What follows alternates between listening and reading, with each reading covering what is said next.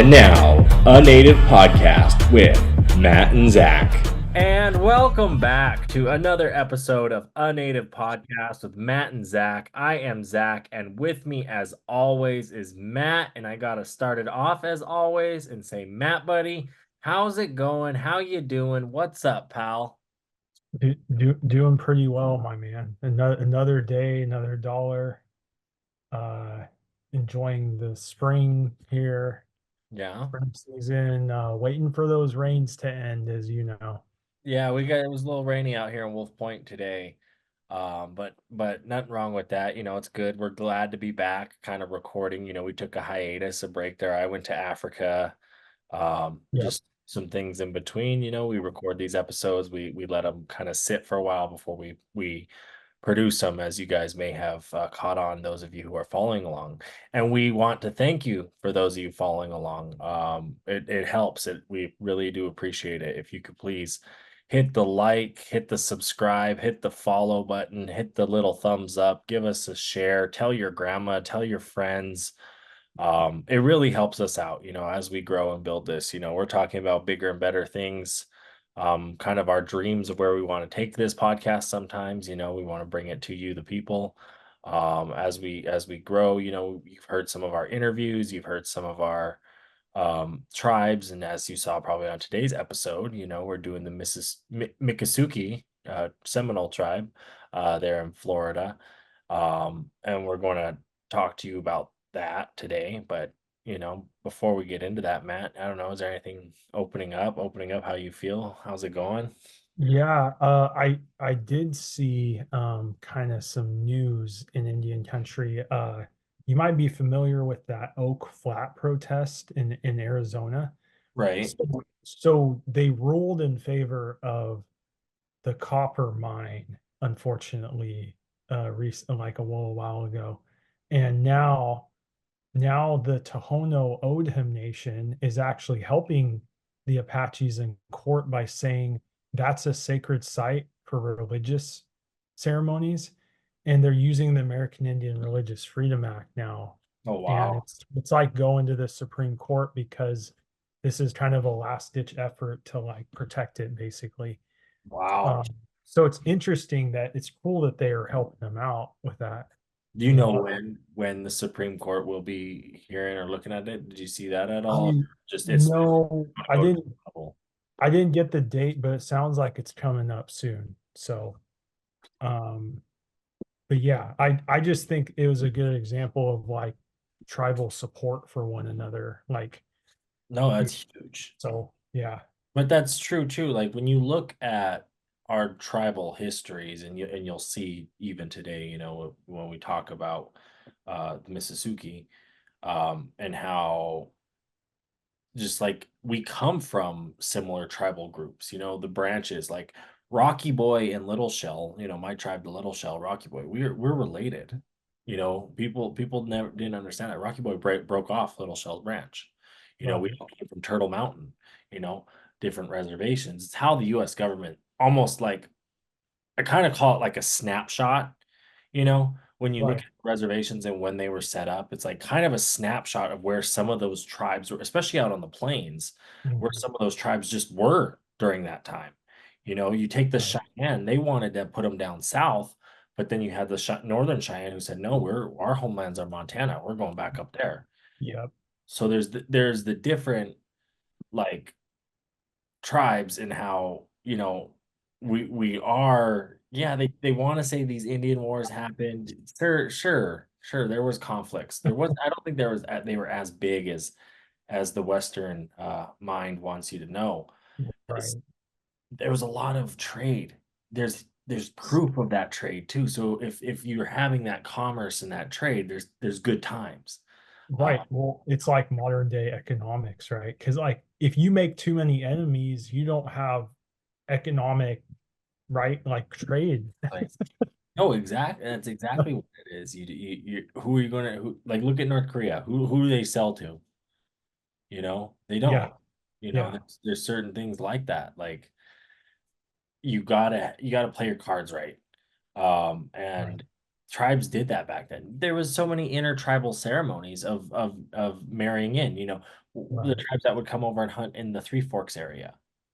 Mhm. They'd come over the mountains. That's why Colville and Nez Perce can come hunt bison in Yellowstone, right? We've talked about this before. Yep. And if you guys want to email in, we did get an email in not too long ago, or a comment I did see.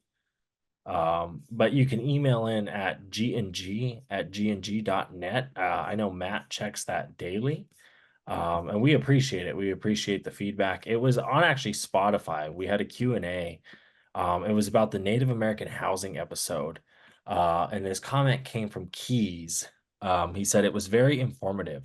I would like to correct you on one thing, though. My grandfather, Charles Eastman, was from the Dakota band. He was Oh, Santi Dakota, not Lakota. All love to keeping educating my relatives. Right? And exactly I, there. Like, that's good to clarify. Thank you, Keys, for clarifying that. yeah, no, thanks for that, Keys.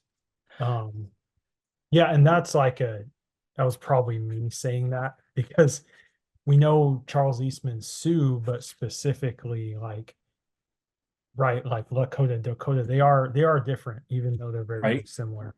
Well, and Yeah. I apologize. I apologize. Yeah. I'm not familiar at all with that. I know Right. they're different, but I don't know Yeah. exactly what tribes associated with that, because Oh, right. even then, right? Like you're saying, like you guys are the Oglala Lakota, Right. right? And then you have like the Aani Nakota over here, right? Right. So there's the different. It's interesting, The but way I remember it is I use the Missouri River in South Dakota is basically east of that's Dakota, west right, of Lakota, and that's right down the middle of the state here. that makes Going through sense. that. Yeah, that's how I remember it anyway.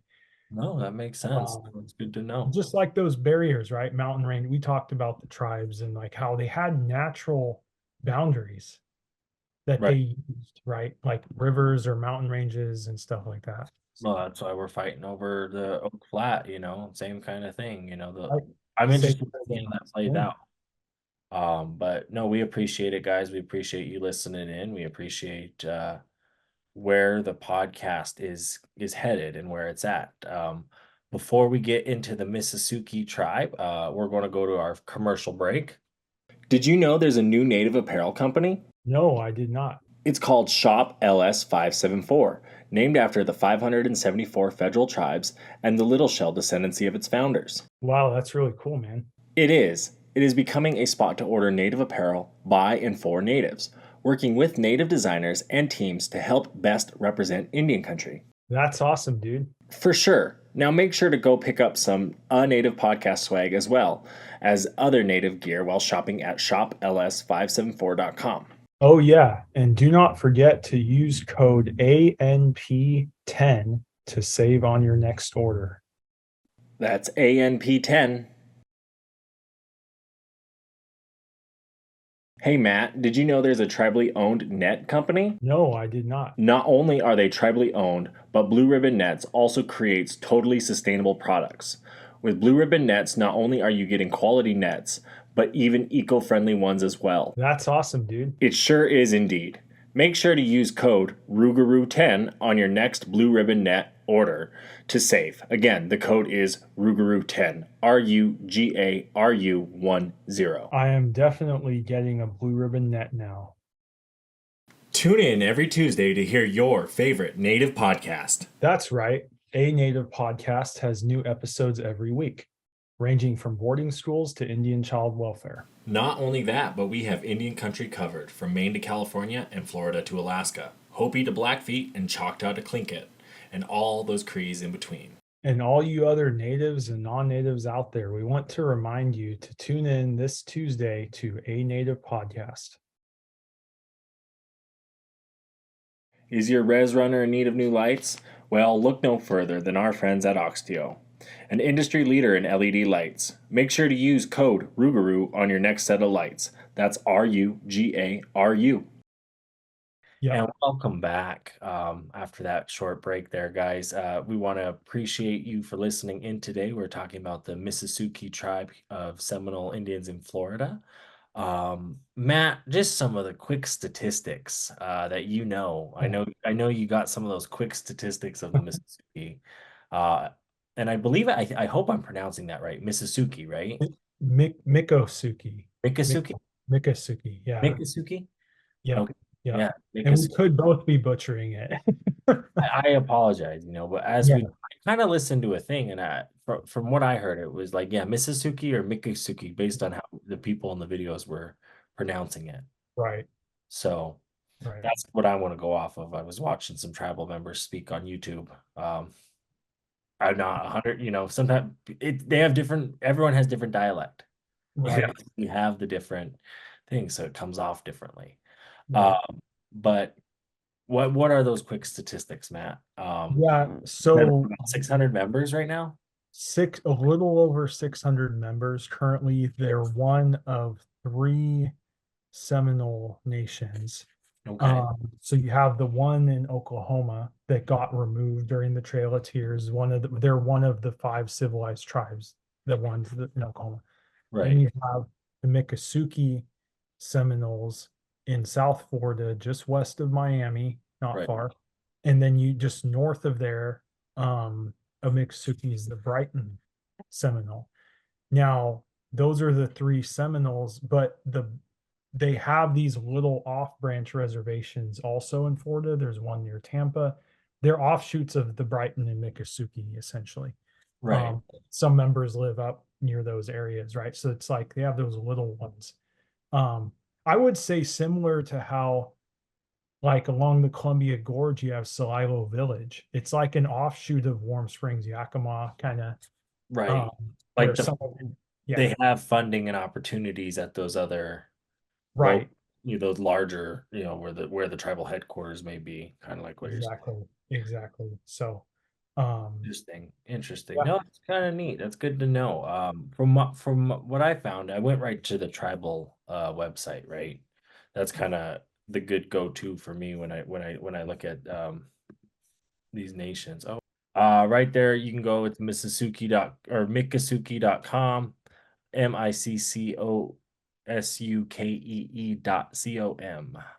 You can go to their tribal website, and they have a history. They have the history of the Miccosukee tribe, and I thought I would read that for you guys today. The tribe has a proud history which predates Columbus. The Miccosukee Indians were originally part of the Creek Nation and then migrated to Florida before it became part of the United States. During the Indian Wars of the 1800s, most of the Miccosukee were removed to the west, but about 100 of the mostly Miccosukee speaking Creeks never surrendered and hid out in the Everglades. Present tribal members now number over 600 and are direct descendants of those who eluded capture.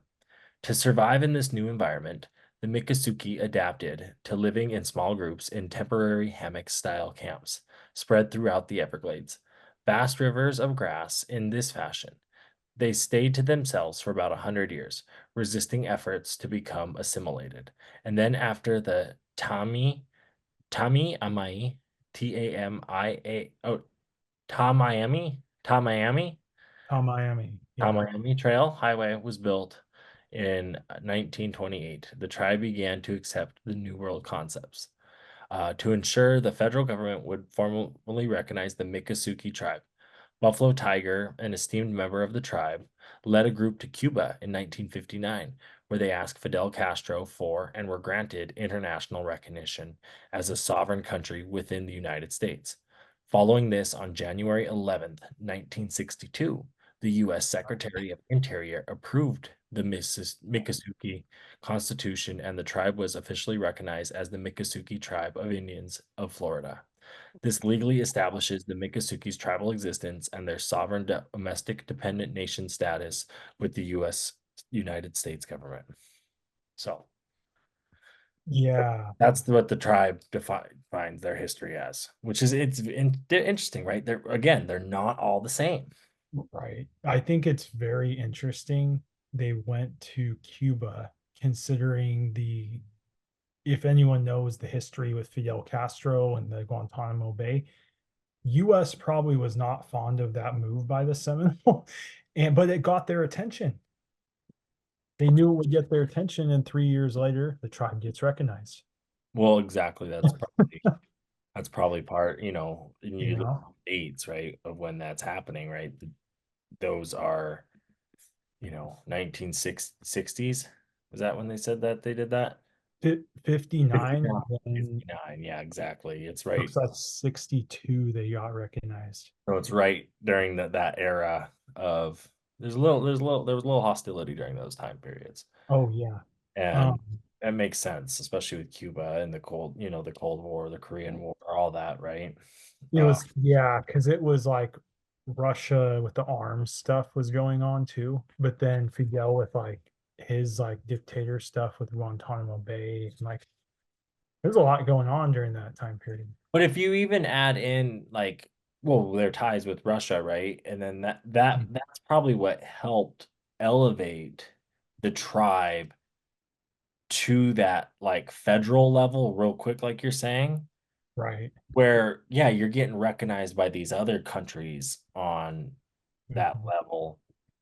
The United States is going to step up. So that was the other thing. People don't really understand the struggle tribes had to get that federal recognition and what they had to go through. Like Little Shell, man, 100 years fighting for that, you know.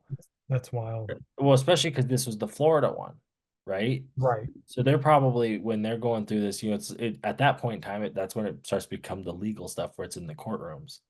Yep. Yeah. Yeah. They lived in, I wanted to add, they lived in these huts. They're called chickees. Yeah. And throughout Florida, the Seminoles lived in these, and they're kind of like, oops, something popped up there.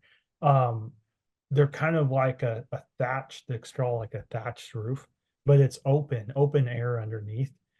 And they're designed, I was reading about them, because it's hot and humid there. It's very hot and muggy there, but it allowed like an airflow basically. Right. Um, but it protected them from the storms, like their rain and stuff. So Well, it it's makes sense 'cause interesting house. you get those hurricanes like you're talking about, and I'm interested. I really am would be interested to see Florida, especially the coastal Florida, before like like what Yeah, human contact, because you know how they show like reefs and they show the like having like mangrove trees and like stuff in the water, but how right. much of that was removed in Florida over Oh, because exactly. it was didn't France had a piece of Florida, Spain had a piece of Florida, all these different countries. So Right. it Well, changed. I think too with um living in the Everglades, to me, if you're not living right on the coast, which wouldn't be smart if you're in a hurricane area, you're protected inland in the Everglades a Oh little yeah. bit No, from there's those. some things there, like you're saying. There's that, Yeah, and it helps. It really does. It really does help. Because there's a resource. It's a life source. When you really look at the U.S. national parks, like the Everglades, Yellowstone, right? Those are mhm. those life sources. And the native peoples knew that. And I would argue both. I'm sure the Seminole have a relationship with the Everglades Park, just as Yellowstone, especially recently, has been developing more of a relationship with tribes, which is really cool to see because it's like it's all native land. No, exactly. You Exactly. Um, People live, there's proof. It was stolen in a way, right? Stolen land. right. Um, Um, Bottom line. Part of what led up to this, I kind of wanted to get back kind of into the history here, because when you look at part of their history, right? They were part of the wars, the Seminole Wars, right? mhm, And their role in that. After the American Revolution, white settlers started pushing west and south, creating conflict with the Upper Creeks. These conflicts led to the Creek War of 1813 and later so-called the First Seminole War of 1818. Miccosukee managed to stay in the Florida Panhandle for a while, resisting the white settlers. American soldiers and slave traders attacks on their towns. However, they eventually left the area to settle around the Alachua, Alachua, near the present-day Gainesville area. In 1821, when Spain sold Florida to the United States, Americans recognized the rights of the Indians much of the land in the peninsula. In 1823, they negotiated for the land in the Treaty of Moultrie Creek. The Indian leaders who signed the treaty wanted peace. Therefore, they agreed to pull their clans back to a reservation in Central Florida, where they would be allowed to live in peace for 20 years. By 1830, however, new American settlers led the U.S. to adopt the Indian Removal Act, which dictated that all Indians in the Southeast had to move out west. This forced the Miccosukee to join the Creeks and other tribes in what was known as the Second Seminole War, 1835 to 1842, and the Third Seminole War in 1855 to 1858. During these wars, the Miccosukee survived by fighting and hiding in the Everglades. Today, Miccosukee tribal members are descendants from some 50 people who eluded to capture to survive in this new environment. They had to adapt living in small groups in temporary hammock-style camps spread throughout the Everglades, vast river of grass. Fishing and hunting continued to provide the main staples of their diet. However, they had to learn to harvest the native fruits of the hammocks along with the coontie and cabbage palm of higher ground. Corn, which played an essential role in tribal customs, became very difficult to grow. Yeah. Wow. And that's interesting. Well, it makes sense they couldn't grow corn there. It's probably too swampy. Mhm. But what's interesting I know about Florida, there's a lot of black bears there. Right. There's a lot of deer and panthers. Yeah, people don't realize that how wild actually Florida is. They really do think of just like the cities. Right. Right. There's a lot and well, you think about on a map how far down actually into the Caribbean it goes. It's like Well, Jamaica is what, 60 miles away? yeah. You Yeah. know? And it's like tropical jungle, like lush green, humid, kind of Oh, stuff. exactly. Um, But speaking of, so getting kind of into the modern Miccosukee culture, by the 1870s, identifiable permanent Miccosukee communities began to form. Game was abundant, and there was a surplus of alligator skins, deer hides, and feathers, which were traded for in town for cloth, tools, guns, salt, and coffee. The test to adapt without becoming assimilated persisted throughout the 1900s. In the early 1900s, canals were cut to drain the northern and eastern Everglades for agriculture. This reduced the fish and game population drastically. Real estate booms changed Miami overnight into an expanding metropolis, and the construction of the Tom Miami Trail in 1928, connecting the east and west coast of Florida through the Everglades, allowed non-Indian access to the fish and game. However, the most significant change came in 1947 when the U.S. Department of Interior declared most of the tribe's ancestral land part of Everglades National Park. In adapting to new ways, the Miccosukee have always managed to retain their own culture. They have kept their language, medicine, and clans. Some Miccosukee even prefer to live in chikichis, which you were talking about was their houses, instead of modern housing. The Miccosukee tribe values economic self-sufficiency and self-determination. Since the early 1960s, the Miccosukee have their own constitution and bylaws. Their goal of total independence has led the tribe to operating its own clinic, police department, court system, daycare center, senior program, community action agency, educational system, and other social services. These programs, along with a gift shop, general store, and a service station, are located on the Tom Miami Trail Reservation, 40 miles west of Miami. A gaming facility and tobacco shop are located on the Chrome Avenue Reservation, at the intersection of Chrome Avenue and Tom Miami Trail. And a full-service gas station and plaza are located on the Alligator Alley Reservation west of Fort Lauderdale, lying north and south of State Road 84.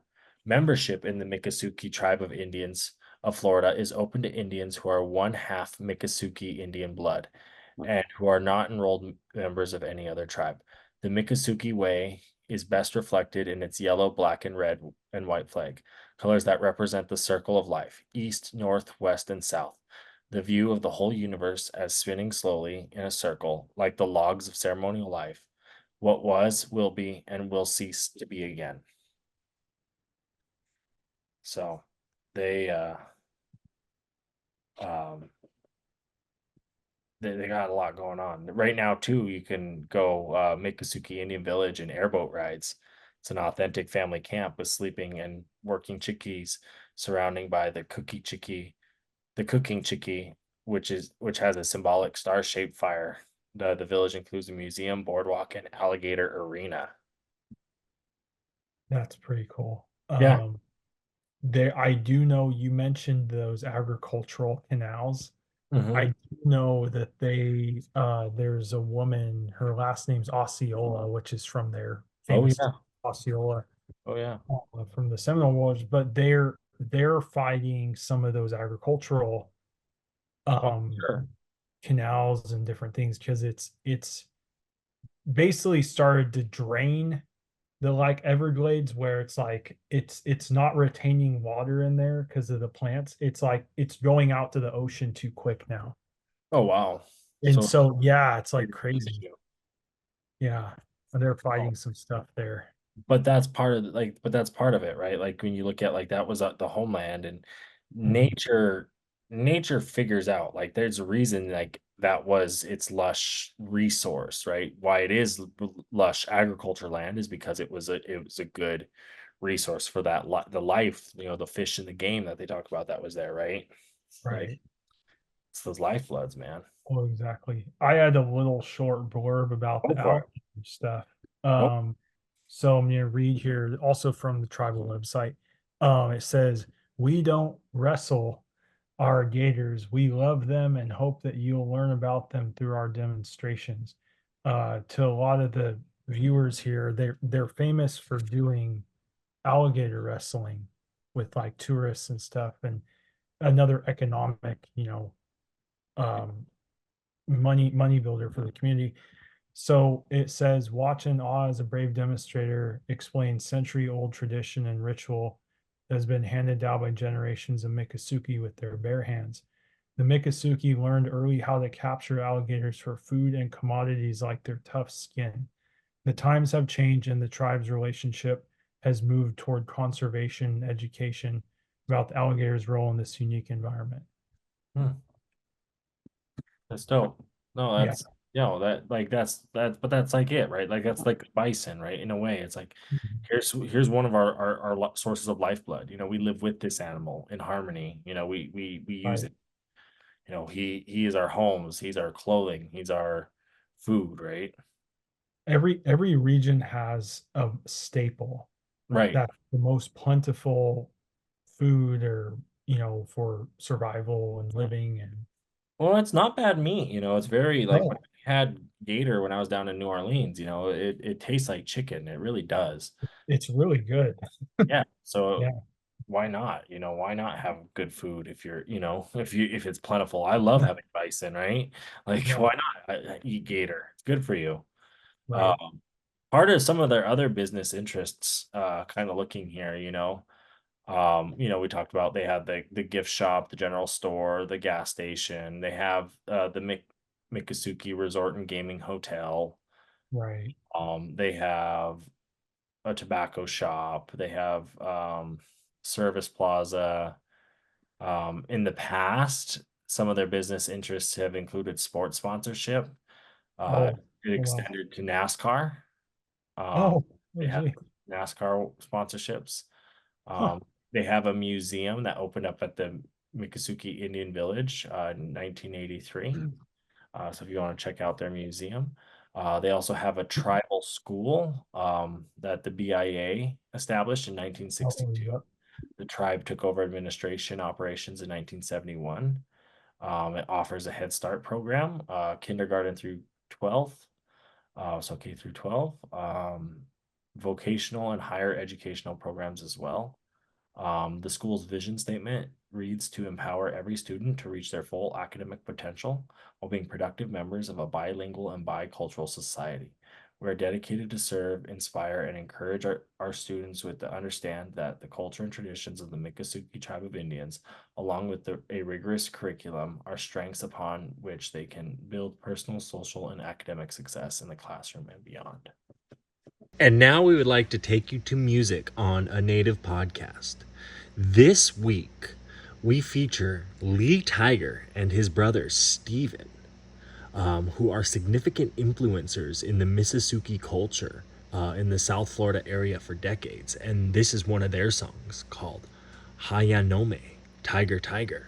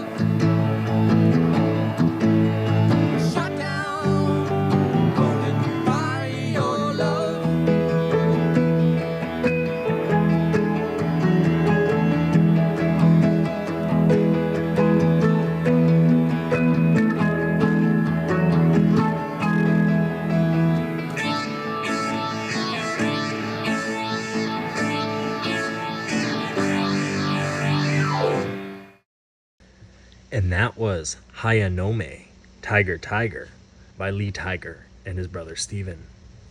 I was gonna say that Hard Rock Cafe, Right, that's actually owned by the Seminole tribe of Florida, right. which is the other one. The larger one. No, they're casino.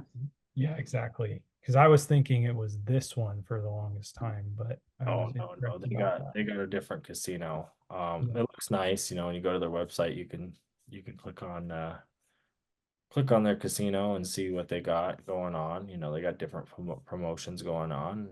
They got $1 million giveaway.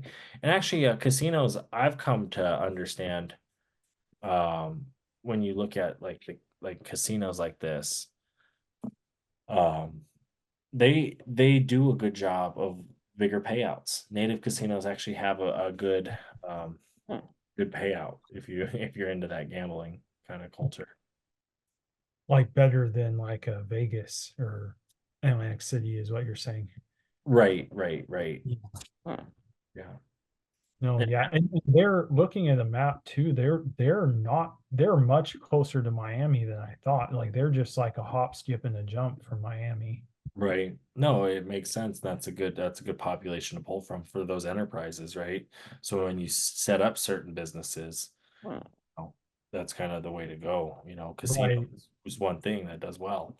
Um, Well, and they're just with the being surrounded by national preserve, national Everglades, like that gets tourism as well, right. Right. big time. Especially adding in those cultural elements, like you were mentioning, you could stay in a chickie or take a boat ride and get the cultural kind of The experience cultural of it. experience. Yeah, no, exactly. It's definitely the one thing though about this tribe, it's a smaller tribe for sure, Yeah. number wise. So they do got a lot, but they don't really have they don't need too much either though, because they have small population Mhm. to manage. They do have police. Um, they do have reservation, like you're saying, that they do manage. Um, Right. they are tied into saving the Everglades, like you're saying, Matt, Hmm. about that earlier. Yeah, but that's kind of, I don't know, what you got? Anything? One last thing. It does say they have three sections, so it looks like it's divided among three counties there. So they're kind of in an interesting jurisdictional kind of thing. I'm looking at the map and it looks like, oh no, that's a different one. That's the other one. But they're kind of an interesting jurisdiction because they're in three counties. Right. And Um, that and that's part of it. That's part of the federal system. But yeah, you do deal with those counties on that level. mhm. Are you sharing sheriff and BIA police over those lines, right? Yeah, and the big Cypress Reservation borders them to the north, which is the Seminole tribe of Florida. Right. Which at that point is, it's nation to nation. And, as you're saying, they're essentially another band of Seminole, but it sounds like they come from the larger creek. This particular group comes from the creek, yeah, which is interesting. Because Miccosukee and then you think Right. Muskogee, right? They're very, very similar in Well, their. I wonder, we'll have to get into we'll have to interview someone from here too to understand more, because you do get some of those tribal histories too, where it's like, yes, you're called the Seminole, but really, like you're saying, like, yeah, really you're the Creek, but it was because of those Seminole Wars how you got pushed, right, and how names come to be, right. It's not necessarily the name uh you gave yourselves, but what other people, the French or the Spanish or whoever that may be, the United States, whoever they may be, gave to you. Uh, Yeah. so I'm interested. So actually, again, email in if you're Mhm. a Miccosukee member, or know a little bit more about the Miccosukee. We'd love to hear from you and have another guest on. We're Uh, we're in the opposite corner of the country from down there, so. But that's what's fun about this. We're going to highlight tribes as we do this all throughout the US. So you're going to learn about these parts of the US a little bit more, and we haven't been down here. No. It's kind of getting out of our comfort zone. But I think I'd like to, go definitely check it out. You see the airboat tours. I definitely would want to support like a native owned business if we do the airport, like an Right. airboat tour down there. Oh, I'd love to get down there. Never been to Florida, never been to Miami, never Right. been down that way. Oh yeah. No, I would love to go check this out. Um, Definitely not really much to check out though when you talk about it, when you talk about these Mhm. episodes. This isn't necessarily one of our longer episodes, but that's all right. Oh, Uh that's kind of, it's kind of what we're here to do. We're going to highlight these tribes. I feel like some of these Alaska villages are going to be 30-minute episodes, but that's okay. That's part of the Yeah. entertainment on the podcast. It's what we're here to talk about. We highlight these tribes, highlight who they are, and definitely hope that you guys learned something today. And share it with your friends, share it with your grandparents, your parents, your siblings, whoever that may be, your best friend, the guy you don't like. I don't know. Just say, here's a podcast you might like. Um, but other than that, Matt, you got any last bit, or do you anything, or should we just go right into your final words? I'm ready for final words here. I Go think I ahead. think I think with these smaller tribes, like I think it's actually even more important we highlight them because they're not at people aren't as familiar with them. Right, Like just like the rancherias in California and right, right and like there's so many of them and they're small, 500 and under a lot of them. right. People and the Alaska villages, but that's how people get more educated on them and realize, hey, we're not just Navajo, Cherokee, Sioux type natives. Like there's so many other groups. Like Well, I that's funny you say that because you have that sweatshirt that you have that has like those tribes on it, right? Because they people yeah, do tend to focus on those larger tribes, right. and you hear the folks that the not necessarily pretendians, but the people are like, my great great grandma was an Indian princess, and it's like, well, I didn't know we had princesses. Oh Uh, yeah, Tell me about it. They always say those larger tribes. Oh, I think she was a Cherokee princess, or I think she was a right, Choctaw princess. And you're like, it's okay. You don't have to prove anything to anybody, right? Just be proud of who you is. Um, right. And I happen to be Lakota and Cherokee, and I'm learning to acknowledge my Cherokee more because it's like, that's good. oh, I am. Like I legitimately am. Like there's no doubt 100% like Good. it's there. And those who do have ancestry, you should be proud of it, Right. I Right. I laugh at the just like the claims, because it's like, Mhm. don't claim something you don't necessarily know, right? Because it is Right. offensive to some people, especially these tribes. Like you listen to these histories, like you're saying, these smaller tribes, right? Yeah. Part of the reason some of them are so small is because of how decimated they got, right? Mhm. So there's a lot of atrocities associated with that. So we got to be respectful in that manner. But it's good to highlight them, like you're saying. Yeah, no, I'll let you go ahead and finish if you. Oh yeah. No, it's good. We get into these conversations and like I think these are the kind of conversations that people or other people are having too, like about their experiences, about their like that's why I just think it's cool when you meet people from tribes like, oh wow, I've never met anyone from that one before. And then Right. you get something. And you can't necessarily base that tribe off that one person, though. Right? No. You gotta meet Yeah, a few. no, exactly. But no, yeah, I mean, it's we're going to continue this, podcast and educating and throwing in these tribe episodes when we can, um, because it's important. And eventually we'll be hitting all 574, and then then we go on to the state tribes, and that's a whole nother can of worms. But Right? And the tribes that get recognized in between, and then right, the new not ones after right. you guys, after Little Show, I'm waiting to see who the next one is. I really am. Lumbee, man, I really think they deserve it. Right. I Um, agree. you see some, the Olone in there in California. Um, Like that's the thing, is people don't understand that there are tribes that are fighting for this recognition, that are fighting for, these rights. This right. tribe, it sounds like this tribe, 1960s, right? Yeah. 50s. That's not during the treaty era. They, No. as you see, they didn't sign a treaty. Nope. Not every tribe signed a treaty. They might be tied. Well, it sounded like actually there was one they were tied to, Yeah. but to get your federal recognition, it took an act of Congress, right? Right. There's different ways of attaining that. Um, I like their methods though of going to field. I yeah, was but like, that would, wow. but that maybe that's what it would take. Like you take the Lumbee, and it's like, no, go to, United Kingdom, go to, a certain like freaking Iran, and say Iran recognizes us. Right. What It will America do at that point? makes the U.S. look bad there. What I'm saying. It really does.